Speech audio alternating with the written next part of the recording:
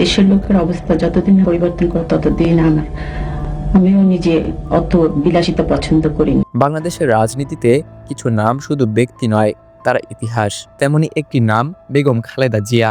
বহু বছর ধরে রাজনীতির মাঠে, কারাগারে, রাজপথে এবং রাষ্ট্র ক্ষমতার কেন্দ্রে থেকেও যিনি একটি দাবি বারবার তুলে ধরেছেন, গণতন্ত্র।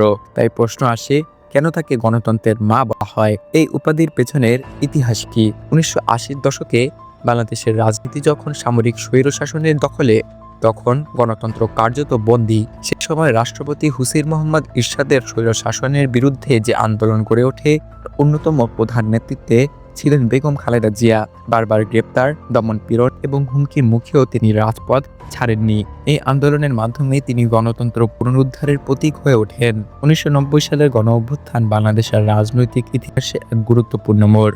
ছাত্র জনতা, রাজনৈতিক দল এবং পেশাজীবীদের ঐক্যবদ্ধ আন্দোলনে স্বৈরশাসনের পতন ঘটে। এই ঐতিহাসিক আন্দোলনে বেগম খালেদা জিয়া ছিলেন কেন্দ্রীয় নেতৃত্বে। তার দৃঢ় অবস্থান এবং রাজনৈতিক প্রজ্ঞাই গণতন্ত্র পুনঃপ্রতিষ্ঠান পথ সুগম করে। বাংলাদেশের গণতান্ত্রিক ইতিহাসে বেগম খালেদা জিয়ার সবচেয়ে বড় অবদান হিসেবে ধরা হয় নির্দলীয় তত্ত্বাবধায়ক সরকার ব্যবস্থা চালু করা। ক্ষমতায় থেকেও তিনি এমন একটি ব্যবস্থা প্রবর্তন করেন যা পরবর্তীতে ক্ষমতা হস্তান্তরকে শান্তিপূর্ণ এবং গ্রহণযোগ্য করে তোলে। নিজ দলের স্বার্থের ঊর্ধ্বে উঠে গণতন্ত্রকে প্রাধান্য দেওয়ার এই সিদ্ধান্তই তাকে আলাদা মর্যাদায় আসীন করেছে।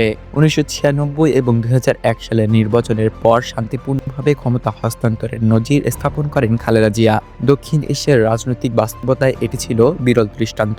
ক্ষমতায় থাকার চেয়ে জনগণের ভোটের রায়কে গুরুত্ব দেওয়া, এই মানসিকতাই তাকে গণতন্ত্রের প্রতীক করে তোলে। বেগম খালেদা জিয়াকে একাধিকবার কারাবরণ করতে হয়েছে, দীর্ঘদিন অসুস্থ অবস্থায় বন্দী থাকতে হয়েছে।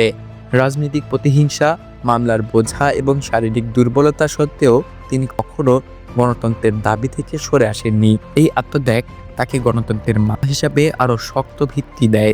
বক্তব্য, বিবৃতি কিংবা দলীয় সিদ্ধান্ত, সব ক্ষেত্রেই খালেদা জিয়ার মূল সুর ছিল একটাই: জনগণের ভোটের অধিকার, মত প্রকাশের স্বাধীনতা এবং সাংবিধানিক শাসন।